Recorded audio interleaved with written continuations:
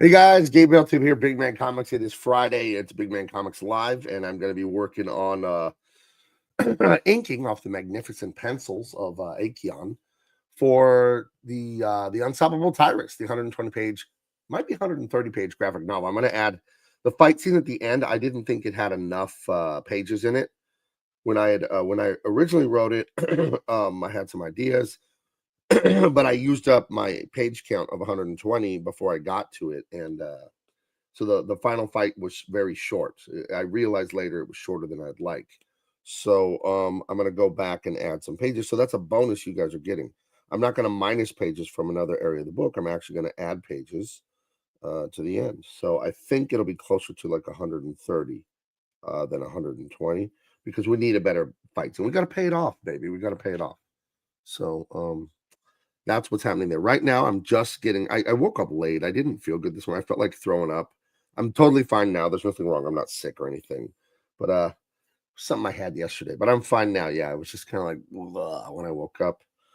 And well, I'm good. I'm good now. So um let's see here.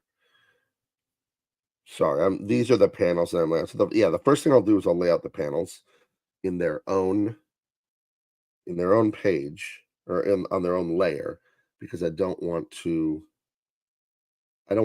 delete them or erase them when I edit drawings. And when you're working on a drawing, you have to erase sometimes.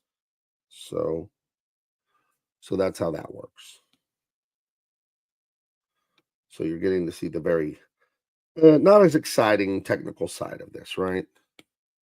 Where we're just we're doing some technical stuff. You're on. Oh, sorry, I need two hands to do some of this. But I've got one hand holding the iPad, right? So I'm holding it with this arm here.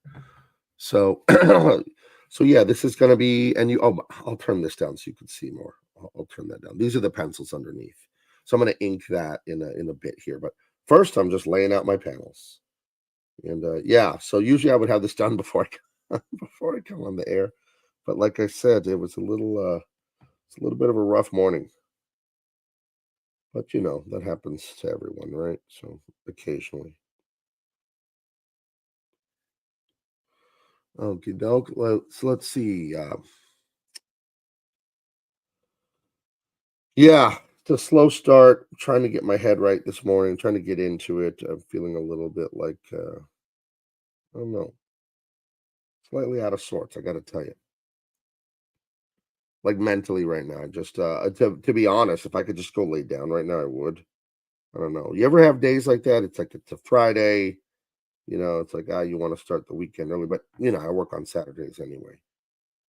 But I don't know. That's how I feel right now. I feel like just feel like taking that long weekend. It's that's one of the interesting things about working for yourself is you can kind of do whatever you want, but as Spider-Man said, right, with great power comes great responsibility. You need to be real careful because if you do just do whatever you want or take a lot of time off whenever you feel like it, you're going to find yourself in a lot of trouble later. What's it like, that kind of joke, like future Gabe would be very upset with past Gabe for some of the decisions if I screw him over, right? So no, I gotta stay disciplined. That's the weird thing about building anything is that no singular thing you do is hard. Every step you do whenever you do anything, it's all just small. And most of the not wanting to do anything is just in your mind. It's just you psych yourself out with how miserable it's going to be to cook or clean or do the dishes or do this or do that. And but really it's just once you do it, it's never as bad as your imagination was trying to tell you it was. So I'm not sure what that's about, but that's just kind of how life works. So okay, so now I can get started on some drawing here for you guys. Sorry about that. I should have had this page laid out beforehand, but I was just sitting at my kitchen table having coffee. And I'm working on some free graphic design for someone locally. It's a small thing. Don't ask me to do anything free for you, but it's for a family member. And then they had some edits on this. I was making a flyer. I was making a poster, and they wanted me to edit some stuff. So I was looking at some messages on that because They just needed me to change a few things.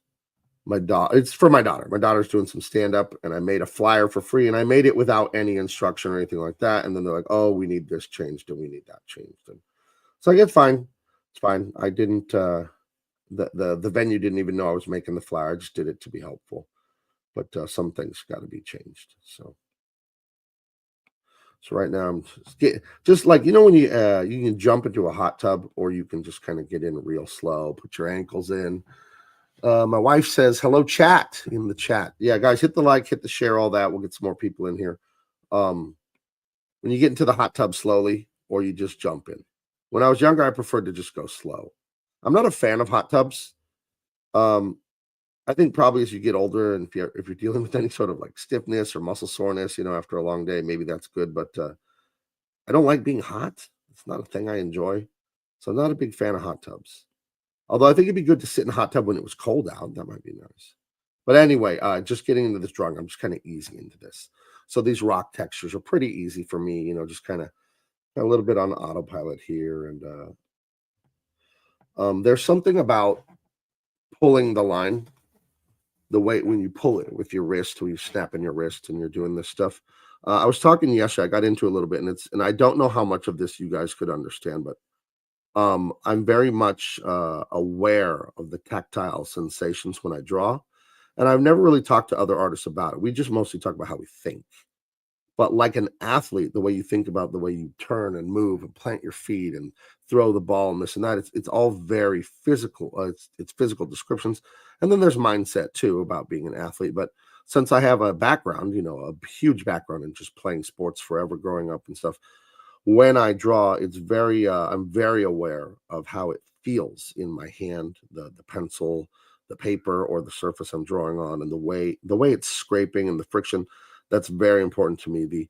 The certain like flinches and moves you do with your fingers or your wrist to make certain textures. And that was one thing I was always proud of. In college, I had this great professor, Stiger Hartgers. He was a man from the Netherlands. I graduated in 2004. So I was at the University of Northern Colorado from the end of 2002 or the beginning of 2001 until I was January 2001 until 2004. I graduated. And Seeger was probably in his 50s or 60s, so that was 20 years ago. So man, he's still around though. I see him on Facebook. We became friends, even though he was my professor. He really respected me and what I do, and that I'm a professional. He admired that. But he was an artist in the Netherlands, and then he joined. He got his citizenship in America and joined the United States Army actually. And he's a fantastic illustrator and painter. And actually, he was in Desert Storm in the early 90s as like a soldier that was an artist too. So he would do watercolors and oil paintings and all that. And some of his work is like of generals is like hung in the Pentagon and stuff like that. But he always told me that I had such a beautiful, what he called a quality of line, the way that, because some people, they draw good, but then you zoom in and it's like the lines are hairy and ugly. They don't have a lot of control. Like the overall drawing is great from a distance, but then you come up close and the lines they're sloppy, So the woke breaker. Hello, everyone. Well, I hope you're the woke breaker. We like that sort of thing around here. Sounds good to me. But yeah, you made it. It is Friday, February 7th. Oh my gosh, the year's already flying by, guys. You've made it to Friday. I hope you're going to have a great weekend and rest. Get away from that office for a few days, whatever it is you do. And enjoy the horribly rigged Super Bowl where the Kansas City Chiefs are being propped up by the NFL with the refs cheating for them. I don't know whether that's true or not, but that's how everyone feels about it. And that's really bad for the NFL. That's very bad for them, because whether it's true or not doesn't matter. It matters that people think it's true, because like, okay, wrestling is fake. Well, that doesn't matter. They never claimed it was real, but wrestling is very real when it comes to athletics and acrobatics, right? So you can't fake flipping off the top rope and doing a triple somersault, and you can't fake that. So wrestling is not fake in that regard, But the NFL, they don't claim to be fake or staged or anything like that, so they can't do that. The woke breaker says he's tired from 2 weeks of hardcore winning. Yeah, the Trump, what's going on with Trump? It's kind of amazing. It doesn't seem real. It seems a bit too good to be true. But I'll take it. You hear my voice crack out there? I'll take it. like I'm a teenager working at In-N-Out. You want fries with that? But yeah, the stuff going on with Trump and the U.S. aid that's been ripping us all off. And now, did you see this morning? Hilarious. Let me get a drink because all this talking makes you want to get a drink. The Democrats freaking out and crying in front of the doors of the Department of Education. And Elon and his crew are just going to go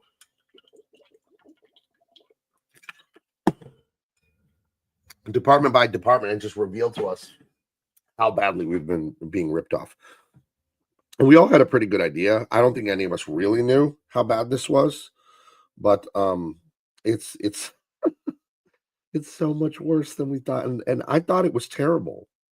Well, that's what's amazing to me is I thought it was just the worst, and I didn't know it was this bad, which is astonishing. Because I had zero faith that there was anything good going on with these stupid bureaucrats. But it is what you thought, that you're going to work hard like a donkey, right? You're just like an animal, like a beast of burden. You're going to pay taxes, and then they're going to throw your taxes in the air and light them on fire, giving it to your friends. And it's just such a crime because your work is your life, right? You're trading your life, the hours and days, the weeks, the months, the years of your life for money. And then, you trust the government to, okay, take some taxes and do some good with it for society. And they're like, no, we're going to fund a transgender opera in Peru or what, a comic book or something. That's what we're doing with your money. We're going, and I saw a headline this morning on Twitter that, part of the big scam is they won't directly fund some things. They'll fund entity A that'll then disperse money to entity B. It's kind of allegedly, I'm no lawyer, law enforcement, it looks a little like money laundering, but I'm not saying it is. It just looks that way to me, a professional artist. It looks that way. But I saw this morning what I assumed might be true, but it is Twitter, could be fake news, that millions and millions went to this one organization. I forget what it's called. And then that organization funneled money to Black Lives Matter. So remember when they were burning down the country and rioting and many people died and all kinds of horrible things going on, and the government just allowed these terrible criminals to run roughshod over our country? You may have paid for that with your taxes through this USAID office. This is like the biggest scam. I made this eyebrow way too hairy, right? No, zoomed out, it's pretty good. Excuse me. The woke breaker says you have to check this guy out. Say Main 400. He would fit with you and Jerka. Oh, that sounds cool. That sounds cool. Say Main 400. I'll have to remember that. Oh my goodness. But yeah, it's been something. This has been quite a week. And I'm glad it's getting revealed, and that means that hopefully it'll get fixed. But what is really disheartening is I have a very strong suspicion, and most of my suspicions have been proven correct right away. I have a very strong suspicion this is the tip of the iceberg, just the tip of the iceberg, that the evil and the waste that has gone on is so much worse than we know, and what we've seen already is horrific. So, I mean, I guess we'll all find out. Oh, my goodness. But yeah, it's been, the evil is being brought into the light, and you see who the criminals are, because alleged criminals, perhaps they're criminals. I gotta be fair. Everyone's innocent until proven guilty. Hi, Gabe. Miss your lives with Minnie. Diane Francis. Yeah, her comedy career has moved into a different direction, a lot more professional. So we've quit doing those. I gotta run into my kitchen and grab something. I'm really sorry, guys. I gotta grab something really quick. I'll be back in 30 seconds. Don't leave.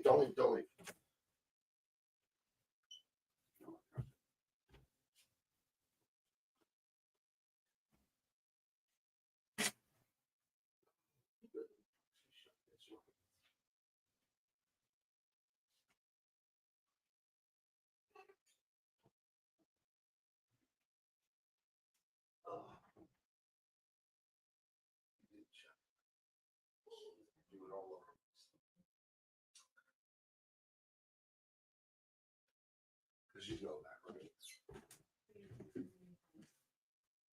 I'm sorry about that, guys. I'm really sorry about that. I had to run and take care of something really quick. I didn't mean to leave you there with the blank screen.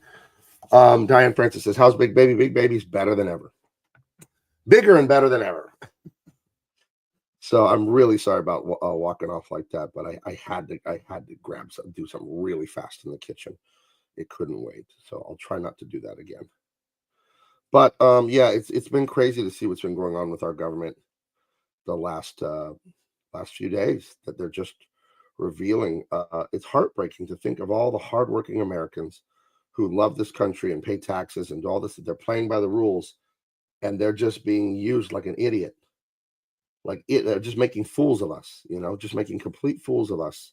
That we're sitting here waving flags and paying taxes, and they're just like they hate us. They hate it. They're just exploiting our lives, exploiting our goodwill, exploiting our morals and principles. That, yeah, charity to another country, that's not bad. You know how much money I want to give other countries now? Now that I've seen this, nothing, nothing. Take it all away. Take it all away. Not a penny, because it's not getting to the people who need it. So I no longer want to be involved at all. Just stop all of it. They're just stealing, man. Absolute theft. Diane Francis, they're scared of being their corruption being so. Yeah, well, it's too bad. It's too late. It's exposed. We know we're not the genie ain't going back in the bottle. We all saw it clearly, you know. So you see who the players are, and as soon as you see the people howling and screeching for Elon to be stopped, there's got to be a legal injunction to stop it. Like, okay, you're a thief, like we know, like what if your husband or wife wouldn't for whatever reason freaked out if you touched their phone, like say their cell phone was on the couch or the table and you just picked it up to move it, like, whoa, don't touch my phone.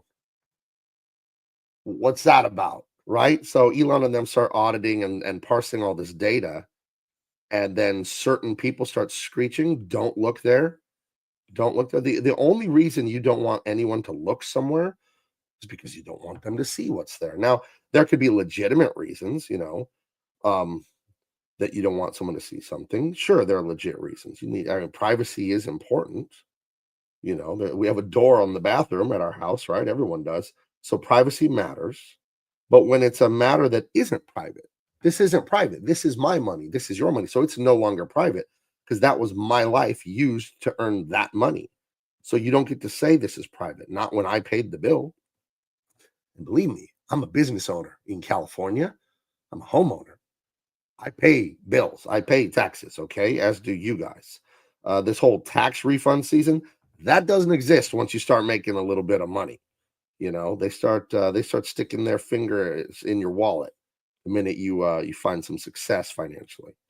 So yeah, tax refund. I haven't gotten one of those in ages. Um, you know, so you're paying all this money for your own destruction of your own culture. It's outrageous. It's one of the most outrageous things I've ever seen. Dude, why are you touching my phone? Right, right, absolutely. You know exactly why someone doesn't want you to look at something. They don't want you to see it. Now, like I said, there could be a good reason they don't want you to see it. There could be, but the most likely reason is why, because they have something to hide. Now, let me make this thing here. When the government wants to invade our privacy, they always trot out this canard. Well, if you don't have anything to hide, what are you worried about? And it's like, well, it's like, well, I don't have anything to hide, but I do have something to lose. And again, privacy definitely does matter. So I'm not saying that. But when it's an organization using our tax money and doing things in our name as America, they're not allowed to be private, you know. That isn't private information. That's public information because it's literally the public. Anything paid for by the public is the public, and we have every right to know what they're doing with our money. So yeah, it's outrageous. But it isn't enough for me that this stuff stops. That is not enough. We need restitution. So Trump should, the Congress, Trump, whoever is it in their purview to do so, cancel taxes. No one pays federal income taxes, at least for a while. We tabulate how much they've stolen from us, and that's restitution now. Secondarily, not fines, not a slap on the wrist, prison, orange jumpsuits for all of the people who did this. I don't care how high ranking or whatever. If they're convicted of fraud or embezzlement or these things legally, I believe in fairness. I believe in innocent until proven guilty. I don't believe in lynch mobs. But if it is shown that they have done this, then yeah, prison. Sorry, you can't do that. You are entrusted with this money and this stuff to do things. And I don't think this USAID thing should even exist. We're not the world's welfare. We're not. That isn't our job. America first. And until, because what, like, just idealistically, if you're just thinking about it, what if I fed the kids across the street, but my wife and children had to go without because I was feeding other children? That's wrong. That's immoral. And when America does things like, oh, we give college scholarships to people in Burma, but there are any Americans paying for college, that's wrong. You can give college scholarships to people in, is it Myanmar or Burma now? I don't know. I don't keep up with that. You can give college scholarships to people in other countries. Let them come here for free, go to college. After every single American who wants to go to college has their college paid for first. You don't give things out to other people before you take care of your own. That's totally immoral. So no way. No way. Diane Francis says she could use those eyebrows. Well, I do offer eyebrow threading at my beauty studio in my imagination. And no, these are Tyrus's gorgeous eyebrows that I'm working on.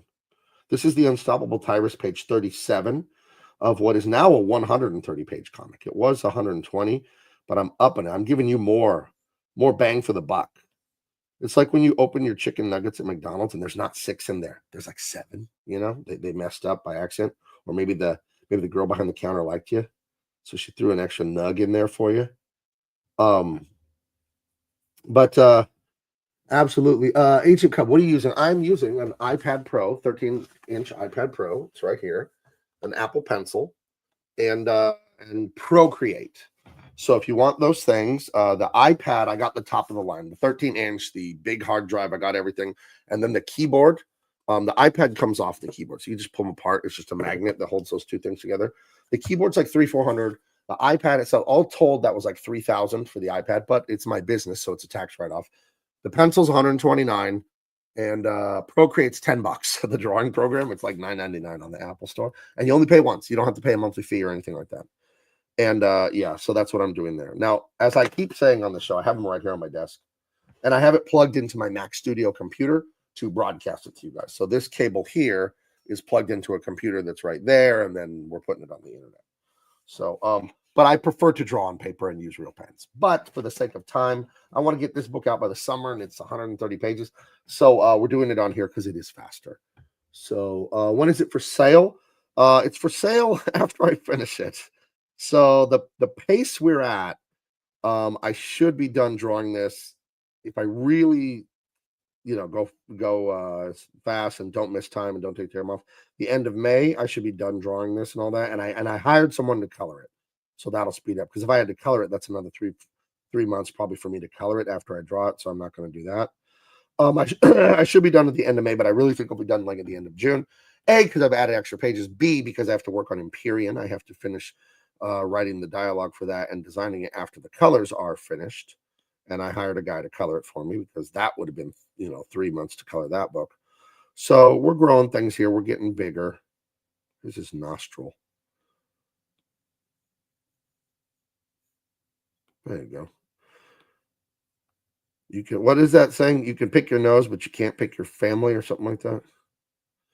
By the way, adults, listen, I'm not into shaming people, but this is gross. When I'm driving and I see you at the stoplight and you're picking your nose and you're a full-grown adult, don't do that. I don't approve of nose picking. You can pick your nose until 2nd grade. I'll allow it. Like a 7, 8-year-old, but hey, get your finger out of your nose. To like a kid, like, hey, stop that. But you grown-ups, come on. We're at the stoplight. Dude, come on, get a tissue. What are you doing? I don't know. It's none of my business, but please. And not for me, for you. Come on, those are your hands now. You're gonna be eating with those hands later. Knock it off. Gross. Little kids, fine. You just scold them a little bit. You say, hey, come on, don't do it. Get your finger out of your nose.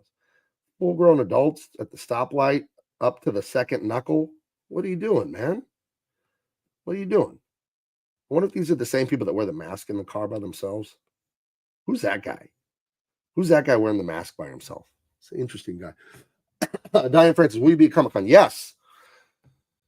I will be at the Big Man Comics booth. That's me, Big Man Comics. I think it's 1705. Don't quote me on that, but I think that is my booth. That's the booth I had there last year. and the year before. I have a nice 10 by 10 company booth there. And, I'll have some books and I'll have some promotion. Hopefully, I'll have some guests there for you to meet besides me. But yeah, it's going to be a good time. I love Comic Con because it's a home game. The San Diego Comic Con is right near my house here. So, yeah, I'm very excited for that. But blowing was enough to get that last booger Agent Cup. There's no excuse. No excuse. No. After second grade, that all stops. And it shouldn't even be going on then, but they're kids, so whatever. But no, that all stops. That's disgusting. Come on, guys. Come on, you're better than that. Yeah, I do wonder about that. I am perplexed. I'm more perplexed, I think, about the guy with the mask on by himself. I do like it because it's funny. It doesn't seem real, but it is. It's all too real. It is a little weird, though, I have to say. But yeah, is everyone excited for the Super Bowl? I'm not. I love football. I played it forever. I coached it forever. When I was in high school, when I was a sophomore, we won the CIF championship. That's the championship. And then when I was a senior, CIF champions again, my high school. And my son did great too. When he was a sophomore, they won the CIF also, same city, San Diego. And when he was a senior, they won CIF for the city, but then they went on to state and they won the Southern State Championship. They didn't win the whole state. They lost that final game for like the California State Champs, but they won the Southern section. So that was very cool. So Diane Francis says, never been. Maybe this is the year. Cool. Yeah. Well, you better start looking for tickets now because they sell out 2 minutes after they go on sale, and you have to buy them like on a secondary market, which I don't even think it's. Oh no, you can't buy them on a secondary market. I don't know. I don't know how people get tickets because I'm a professional, and professionals we just get tickets. I don't have to worry about like them running out or anything like that. The crazy thing about Comic-Con tickets is I used to get, as a professional, they would give me a dozen free tickets, and I couldn't give them away. This is late 90s, early 2000s. And then I saw in real time when the culture changed to superhero stuff. Do you know what year Comic-Con changed to the insane, everyone lining up and going crazy and you can't get tickets to San Diego Comic-Con? It was 2002 is the first year I noticed, wow, there's some crowds here. And it was that Spider-Man sequel, I believe. Spider-Man 1, or when did the first Spider-Man, or maybe it was Spider-Man the first one. It was Spider-Man the first one, the first one with Tobey Maguire. After that hit theaters, Comic-Con has never been the same since, So, but yeah, I used to have 12 free tickets. Do you know how many free tickets I have now that they give you since it's so much more crowded and busy? I get one. I get one free ticket as a professional. And then since I pay to have my own booth, I get 4 tickets for that. And then I can buy more tickets, but they're $400 or $500 a piece or something like that. I can buy extra tickets, but they're not cheap. But yeah, I used to try and give these things away and nobody wanted to go. Now everyone wants a Comic-Con ticket. I get hit up by people all the time for Comic-Con tickets. Like, sorry, I got one free ticket for my wife, and the free tickets for my booth, I'll give those to like guests that are coming to my booth to sign autographs or something like that. So, would you ever do full-on fantasy like League of Legends? I'll do any genre. Anything. I love westerns. But there has to be 2 things. I have to have something to say because I'm the writer. I write everything at my company. No one else is writing for me yet. I don't want it right now, and I will do it in the future. But first of all, I have to have something to say because a lot of people they feel the need to say things. They don't have anything to say. They're just talking. So when I tell a story, I really want it to matter. I want it to be the best story of all time. That's my goal. Do I hit the goal every time I do that? No one does. But that's my goal every time. And so I must have something to say or I don't want to tell the story. So if I thought there was something to say in fantasy that was important and uplifting and first and foremost entertaining, then yeah, for sure I would do it. Secondarily, it's all just a schedule thing, man, because I keep things tight. Like I said, I have 2 colorists that I'm working with. I got 1 illustrator besides myself, and then I'm the only writer. I don't even hire letterers, and I don't know how I'm ever going to hire letterers because I don't write dialogue when I write scripts for people to draw or even for myself to draw. I don't write any dialogue. I describe what's happening.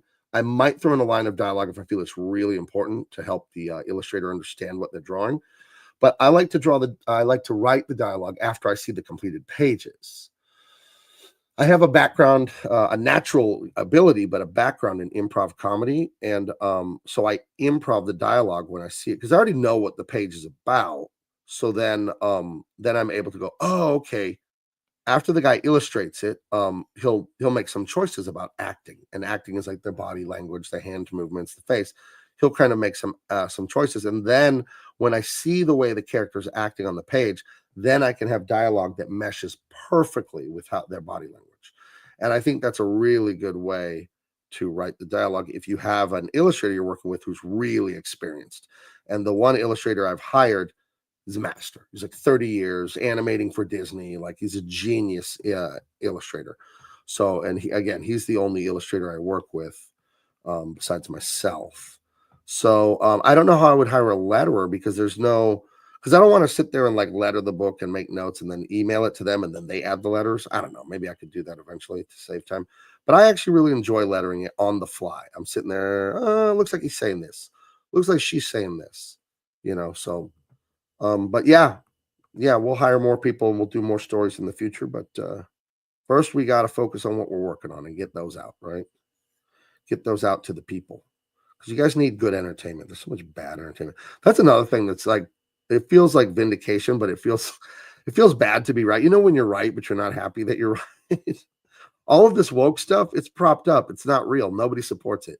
You feel like you're going crazy. Like, why is everybody woke? Why does everybody disagree with normal values and all this crazy shit? And then you see this USAID thing, how they're just our own money being used against us to subvert our culture. And it turns out no one supported any of this crap. And it was all propped up, and all those news orgs were just paid for, like Politico and the AP, the Associated Press and Reuters and all that stuff. They were bought and paid for by the Democrats to just spread their propaganda. And they were trying to convince you that the world was a way that it wasn't. Yeah. And remember, Obama, his administration, they overturned that Smith-Mund Act, right? MUNDT, Munt. How do you pronounce that? And that is making propaganda legal. So the USAID is sending money to Reuters, to the BBC, to all these things to push that left-wing globalist communist agenda, and you're sitting there going crazy like, man, everyone disagrees with me. Everybody's woke. Everybody's woke. Everybody loves female Ghostbusters. And these things kept coming out in movies and TV and streaming, and they kept failing. You're like, everybody must like it, right? Because they won't stop making it. And it was all astroturfed. It was all fake, dude. It was all that girl boss Star Wars, all that woke shit. Nobody liked it.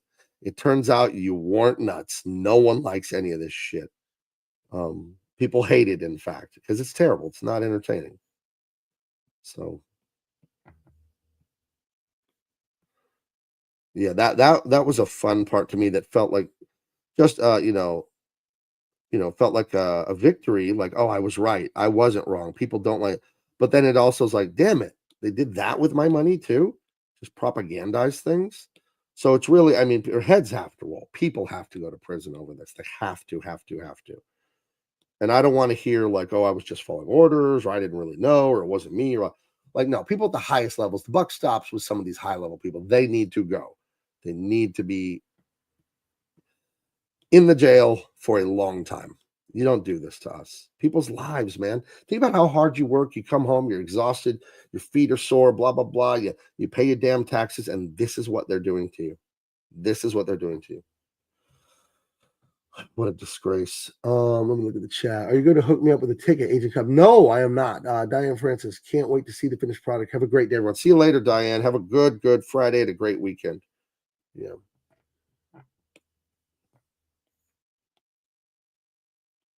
No, I'm having a great day because I always have a great day.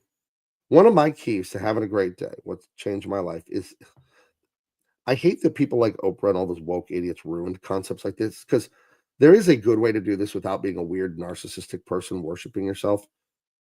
Is gratitude, practicing gratitude, but like in a sincere way. And it's just the glass half full mentality, right? So A, B, and C may be wrong in your life, but if you just go, okay, I don't have X, but I have Y and Z. I've got some great things in my life, and that in and of itself is a miracle. So I'll just be grateful for that, and Maybe I'll get the other thing. Maybe it'll change for the better. Maybe it won't. But I'm going to be grateful for what I do have. And as simple as that sounds, as little of a difference as that sounds like it makes all the difference in the world to focus on that. You know, when I first started thinking this way, practicing this kind of thought and just thanking God for everything, and that's what I do when I wake up in the morning. The first thing I do is I pray thanks to God, and I make it very very literal. I'll pray. I'll just like word association. Like I'm laying there. I'm like, thank you God for my pillow, and then like, oh, there's the window. I see the birds outside. Thank you God for the sky and the birds, and you just keep going, and then you get more serious. And thank you for my wife, and thank you for my family and my health, and you just realize something as simple as your pillow is a miracle. There are people that don't have pillows. You see them sleeping on the sidewalks, right? Homeless people. And that's a miracle that you have that. And it's hard to be grateful for that because it feels silly. But if you adopt that mindset, you can get rid of a lot of your misery, you know, because most of the misery I think we suffer is it's in our own minds, right? We create these prisons in our own minds where we're all upset that I don't have this and I don't have a Ferrari and blah blah blah, or she doesn't love him or blah blah blah, and you're like really upset about what you don't have instead of thinking about what you do have. But once you switch it to, you know what, I'm just grateful I have anything. I'm grateful I'm even here today. You can really change your life that way, and I believe live a much more full, rewarding life, but a more moral life where you are doing what you're supposed to be doing. You know, that's just my philosophy on it. I could be wrong. But I don't think I'm wrong because I see the change in my own life to adopt that mindset. Let me check the chat. Needed to hear that. Yeah. Yeah, woke breaker. It's easy to get mad and feel sorry for ourselves, right? This guy pissed me off. That guy insulted me. How dare that guy blah blah blah blah. The promotion or the money, or you finally got a big paycheck and then your transmission went out and you had to pay all this money, and it's easy to feel sorry for ourselves. And that doesn't mean bad things don't happen, and that doesn't mean you can't be upset about bad things. But the most important thing I think about our emotions is our ability to regulate them, right? And what that means is because what we all are looking for that's an improper search is how to not have feelings. How do I not get mad? How do I never get sad? That's the wrong question. That's not a real question. It's how do I get mad and not do a bad thing after I'm mad and have perspective? How do I get sad and not do a bad thing after I'm sad? That's the real question. And the answer to that is gratitude, faith, you know. I scratched my eye and it was bad. My vision was blurred like an eighth of it or a quarter of it down in the right corner off my right eye. I scratched it, rubbing it, and I was freaking out about it. But it's going to heal in a few days. Just a corneal scratch. So those just heal. But I said, you know what? Thank God I even have eyes that I could scratch it. Could have been born without eyes. And you may roll your eyes. Speaking of eyes, you may roll your eyes at that, but it's really true. If you start trying to look at everything like that, you know, somebody dies. It's devastating for all of us. We've all lost people we love, but you can eventually be at a point in your head. It's like, well, at least we were alive at the same time at one point, and I got to love them and know them. They may be gone now, but when it was there and we were together, it mattered, and it was amazing, and it was a gift that it was even there. And that isn't Pollyanna bullshit. I really believe stuff like that. Of course, you'll miss people, but you'll see them again. I think one of the hardest hitting lines in all of literature is Uncle Tom's Cabin, which don't get me started on Uncle Tom's Cabin. It's an outrageously good novel. There's these two slaves. It's about slavery and abolition, blah, blah, blah, back in the 1800s. There's these two slaves, and they're trying to run away because the slave owners want to split them up. The husband, you're going to this slave place, and the wife, you're going over here, and blah, blah, blah. And they're on the run. They've gotten away from their slave masters, and they're at a point where they have to split up in the wilderness. I don't know if it's like a river bank or something. I read the book years ago. I forgot. But the husband tells the wife, we're going to split here and I'll meet you up in Canada in 6 months or something like that. I don't remember the details, but we're going to split up. We're going to meet again. Okay. I love you. But he tells her, it's so heartbreaking. He tells her, but make sure to serve the Lord, because if we don't see each other here again on earth, I'll see you again in heaven. And I was like, dude, gee, how do you write something that good? But yeah, the ones we lost, we'll see them again. We'll see them again. So, yeah, I mean, to me, the one of the things I focus on day and night, and you will become what you do, right? So your life is just a system of actions. Whatever I do constantly is what I become, right? If I take drugs all day, like I become a drug addict. And if I eat junk food all day, you'll become a big fat ass. If you spend your money all day, you'll become bankrupt. Whatever you keep doing day after day will build. Okay. And one thing I've focused on since I think about 2013, I really decided to just change my life and deal with like mental issues, physical issues, this, that, just like a lot of stuff, but mostly mental, spiritual, right? Because that's where everything's coming from. And I decided to focus on self improvement. It's like, well, what are you going to do? What's the big one thing you're going to do? It's like, there is no big one thing.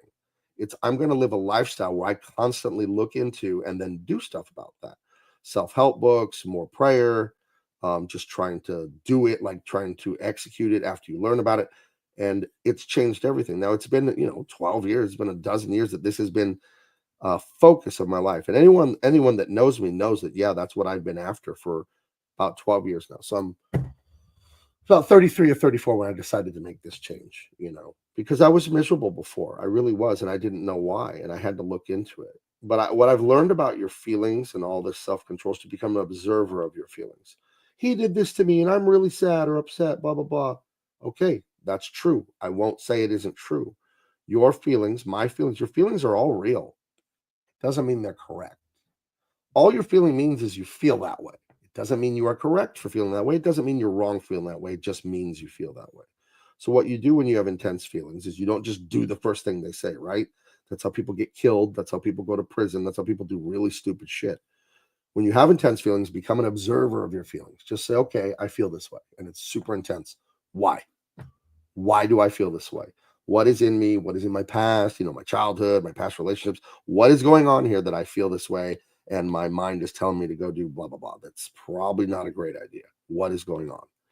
And as soon as you you drag that stuff out drag it out by the neck, those things, drag them out into the light and just be honest with yourself. Because I think what holds a lot of people back is there's this weird fear and embarrassment and feelings of worthlessness, where if they admit they have any flaws or there's anything wrong with them, they somehow their life is worse. That being imperfect is what got them into this mess, so they have to just lie to themselves that there's nothing wrong with them. There's something wrong with everybody. Everyone has problems, everyone has flaws. It's okay. It doesn't invalidate you as a human being. But if you won't tell the truth, then you're not going to get anywhere. So if you have an anger problem, you have an alcohol problem, you have some sort of problem, admit it to yourself, right? They talk about this in Alcoholics Anonymous. The first step is admitting there's a problem. And you're not a piece of shit for having a problem. You're just a human being.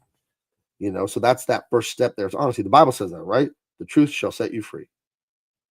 When you lie, how could you solve it? Like if we had a problem, let's make it non-emotional, non-political. It's a car. Your car is like rattling and making a weird noise, and you take it to the mechanic, and he won't tell you the truth about what the problem is. How are you going to fix it? Right?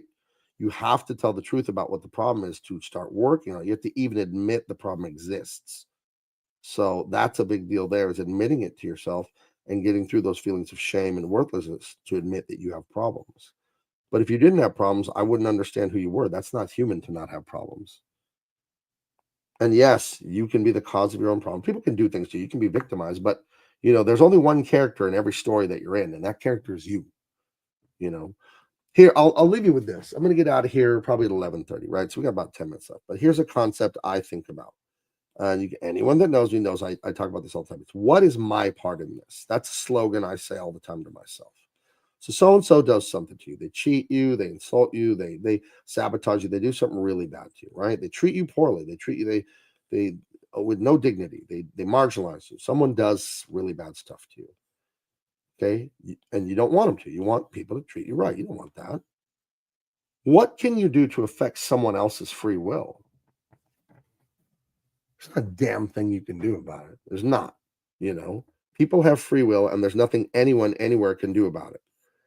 And when we focus on trying to control others, we focus on trying to control the outside world, that I'm going to make this person respect me. I'm going to make this person like me. I'm going to blah, blah, blah.